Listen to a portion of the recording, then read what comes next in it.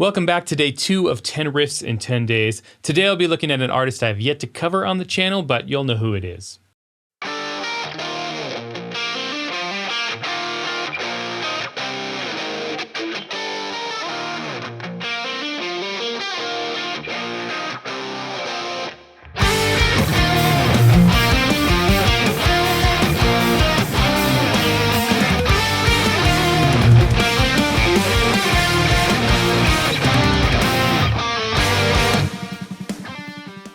This is the song 5-HTP by the band Intervals, the instrumental project spearheaded by the great Aaron Marshall. Let's take a look at this intro riff in a little more depth. This song is on a 6-string in drop D tuning, and this is actually a pretty simple riff, but there are a lot of interesting details to look at. I'm also going to talk about the lead guitar that plays over this riff because the interaction between the rhythm and lead guitars here is really nice. This riff is in 4/4 and it's 8 bars long, pretty straightforward stuff. From a rhythmic perspective, the most interesting element of this riff is the emphasis on offbeats. This riff starts on the end of 4 and every single chord except for these two are falling on offbeats. Offbeats help to propel the music forward and add an extra energy to this riff, perfect for kicking off this album. Harmonically, this is in the key of G minor and every single chord except one is coming right from the G natural minor scale.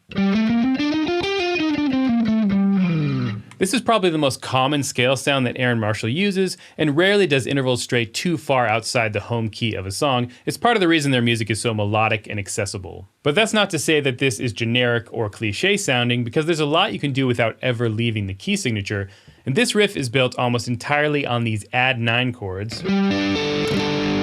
These are what I refer to as prog rock power chords. It's a power chord with a 9th on top. I actually have a whole lesson on these, I'll link that below. This is what they look like in standard tuning. This is what they look like in drop tunings. It starts on a G minor 9 chord. Notice this ringing dissonance, which is something that Aaron does quite often. Then it moves to this E flat add 9 chord, and then this little run. Most of this riff is chords, but having that little single note line in the middle breaks it up really nicely. Then it goes to an E flat add 9. You have these power chords, B flat with a melody.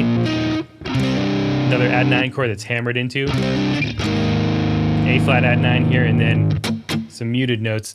And notice all of these little details. You have ringing notes, single note lines with palm mutes, and hammer-ons, rests, hammer-ons in a chord, and muted notes. All of these tiny little details are really adding to this riff. This last chord in the first half is where it goes outside of the key.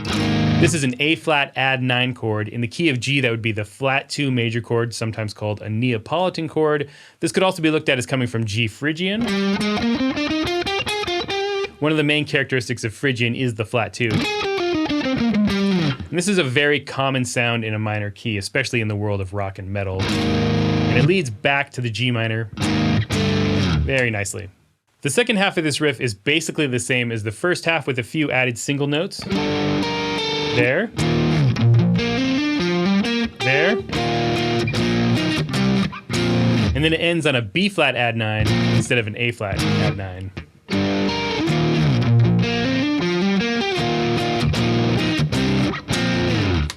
My favorite thing about this riff is the melodic element of it. Aaron is using the tops of these chords to make a melody.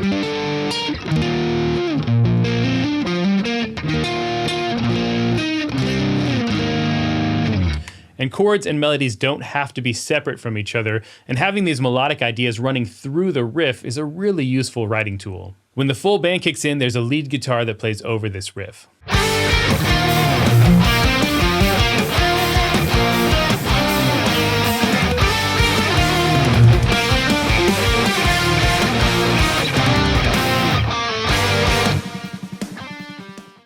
The lead guitar follows the melody introduced in the intro riff, and it hangs on certain notes to highlight them.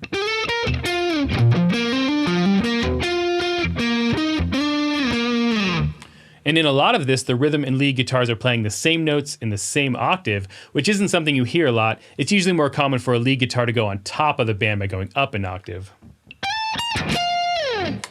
In this case, it's almost like the lead guitar is just there to enhance the rhythm guitar instead of sticking out on top. It helps to accent that melody, but it also makes these two parts gel together really well. There's some octave shapes in the lead here as well.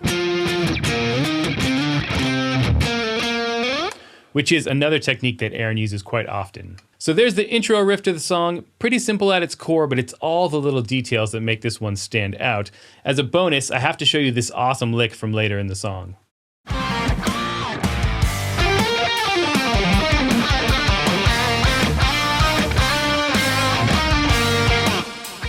This is such an interesting slippery lick. Starts like this.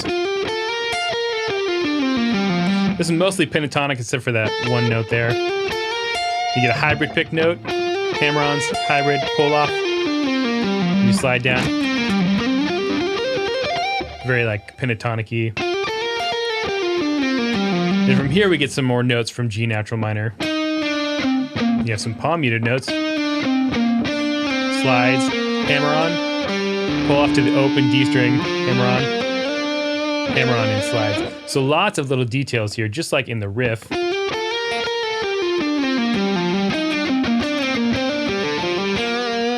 And this one is actually quite quick. It was pretty hard for me to play this. I had to practice it a bit.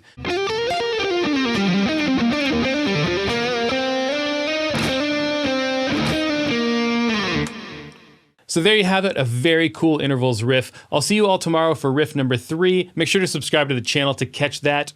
Till next time, stay proggy.